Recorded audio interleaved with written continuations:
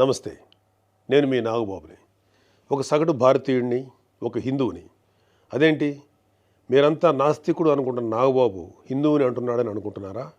ఆదిశంకరుల అద్వైతం, రమణుల ఆత్మజ్ఞానం, వీళ్ళిద్దరూ చెప్పిన నిరాకార స్వరూపమైనటువంటి ఆ పరమాత్మను నమ్ముతాను.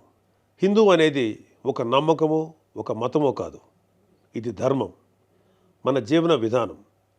అవివేకుల్ని అజ్ఞానుల్ని ఎడ్యుకేట్ చేసేలా చెప్పాలంటే ఇది ఒక జియోగ్రాఫికల్ ఐడెంటిటీ కూడా. ఆసేతు హిమాచలం నుంచి హిందూ మహాసాగరం వరకు ఈ పుణ్యభూమిలో పుట్టిన ప్రతి ఒక్కడూ హిందువే. ఈ దేశంలో ఈ ధర్మంలో చార్వాకులు కూడా చోటుంది కాబట్టి నేను నికార్సైన హిందువుని. నా ధర్మాన్ని గౌరవిస్తూ ఇతరుల్ని కించపరచకుండా బతుకుతున్న ఒక ప్రౌడ్ సనాతన హిందువుని. అందుకే నాకు ఎమ్మెల్సీగా కౌన్సిల్లో మాట్లాడే అవకాశం రాగానే హిందూ మతం కోసం పాటుపడే అర్చకుల చాలని జీతబత్యాల గురించి మాట్లాడాను. మరి వైసీపీ నాయకుల సంగతి ఏంటంటారు? రండి చూద్దాం.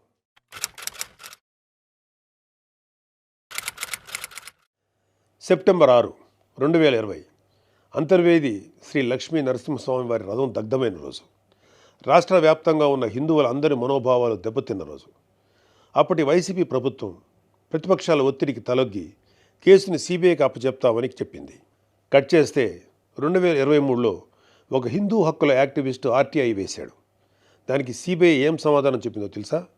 అసలు ఈ కేసు మేము టేకప్పే చేయలేదని చెప్పారు. మసిపూసి మారేడికాయ చేయడంలో ఎక్స్పర్ట్స్ అయినటువంటి ఒక్క వైసీపీ నాయకుడైనా దీని మీద మీడియాలో మళ్ళీ మాట్లాడడం చూసారా? అయినా వీళ్ళకి అవతల వాళ్ళ పర్సనల్ జీవితాల మీద ఉన్న ఇంట్రెస్ట్ మన హిందూ దేవాలయాల మీద ఎక్కడ ఉంటుంది?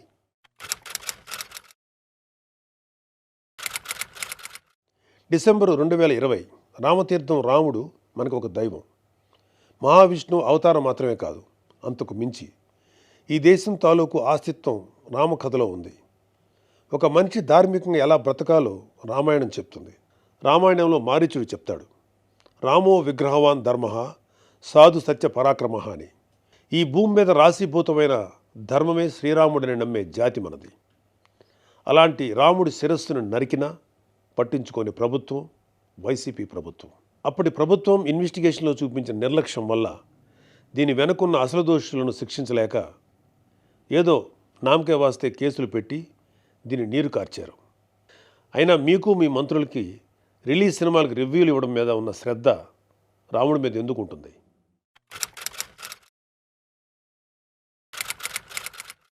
జనవరి 22, 2024 అయోధ్య రామమందిరం ఇనాగ్రేషన్ కొన్ని దశాబ్దాల సుదీర్ఘ న్యాయ పోరాటం తర్వాత, కొన్ని వందల మంది బలిదానాల తర్వాత హిందువులు కలల కన్నా రామమందిరం కల సాకారమైంది.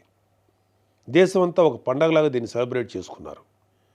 మన రాష్ట్రం నుంచి పవన్ కళ్యాణ్ గారు, చంద్రబాబు నాయుడు గారు కూడా వెళ్ళి అందులో పాలు పంచుకున్నారు.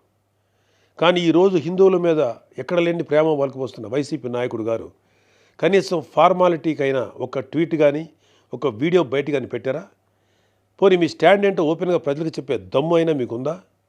మీకు వ్యతిరేకించే ధైర్యం లేదు, అలా అని అభినందించే సంస్కారం అంతకంటే లేదు. వెరసి మీ మనసులో హిందువుల మీద కుళ్ళు కుతంత్రాలు తప్ప ఇంకేమీ లేవు. టీటీడీ భక్తులకి భగవంతుడిని దూరం చేసిన వైసీపీ పూట గడవని పేదవాడి దగ్గర నుంచి వజ్రాల కిరీటాలు చేయించే కోటీశ్వర్ల వరకు అందరి కోరిక ఒకటే, ఆ కలియుగ దైవమైన వెంకటేశ్వర స్వామివారి దర్శనం ఏడాదికి ఒకసారైనా చేసుకోవాలని. ఒక సామాన్య భక్తుడు నెల నెలా డబ్బులు కూడబెట్టుకుని మరి ఆయన చూడడానికి కొండ మీదకి వెళ్తాడు. అలాంటి కొండ మీద అకామిడేషన్ ఛార్జీలు మీరు ఒక్కసారిగా ఎలా పెంచుతారు? నందకం, పాంచజన్యం, కౌస్తుభం, ఒకలామాత గెస్ట్ హౌసుల్లో 500కి దొరికే రూమ్ని 1000కి ఎలా పెంచారు? నారాయణగిరి గెస్ట్ హౌస్లో 1700 రూపాయలు చేశారు. ఇది సామాన్యుణ్ణి భగవంతుడికి దూరం చేసే ప్రయత్నం కదా? నువ్వు ఎవరిని, అదే ఏం మాఫియాని సంతోషపెట్టడానికి ఇది చేసావో అర్థం కారంత అమాయకులు అనుకుంటున్నావా ప్రజలు? దర్శనాలు సేవలు అయితే ఇంకా దారుణం. ఏదో కాయగూరల బేరం ఆడినట్టు 10,000 చేయి, దీన్ని 5,000 చేయంటూ ఎంత నిర్లక్ష్యంగా మీ సుబ్బారెడ్డి బోర్డు మీటింగ్లో మాట్లాడాడో మొత్తం రాష్ట్రమంతా చూసింది.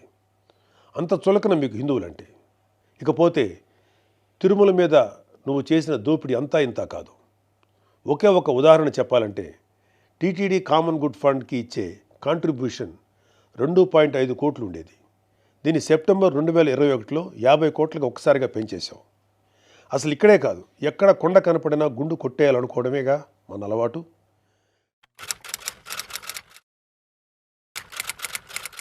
Declaration form. ప్రతి రిలీజియస్ ఇన్స్టిట్యూట్కి ఒక సాంప్రదాయం ఉంటుంది. దాన్ని గౌరవించడం మన ధర్మం. యుధా రాజా తదా ప్రజ అంటారు. నాయకులే రూల్స్ ఫాలో కాకపోతే ఇంకా ప్రజలు ఏం ఫాలో అవుతారు? అయినా బాధ్యత గురించి వైసీపీకి చెప్పడం చెవిటోడి చెవిలో శంఖం ఊదినట్టే. పవన్ కళ్యాణ్ గారు ఆయన కూతురు పొలినాని తిరుమల తీసుకువెళ్ళినప్పుడు ఆ అమ్మాయి మైనర్ అయినా కూడా ఒక గార్డియన్గా ఆ అమ్మాయి తరఫున డిక్లరేషన్ ఇచ్చారు. పవన్ కళ్యాణ్ గారి సతీమణి అన్నాగారు కూడా డిక్లరేషన్ ఇచ్చారు. ఇంత ఎందుకు, ఈ దేశ రాష్ట్రపతి అబ్దుల్ కలాం గారు కూడా తిరుమలలో డిక్లరేషన్ ఫామ్ పైన సంతకం చేసి అక్కడి నుంచి సాంప్రదాయాన్ని గౌరవించారు.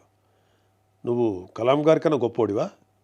డిక్లరేషన్ ఇవ్వకుండా వెళ్ళటమే కాక మీ మంత్రి వచ్చి ఆడి అమ్మ మొగుడు కట్టాడా తిరుపతి గుడి అని అంటాడా?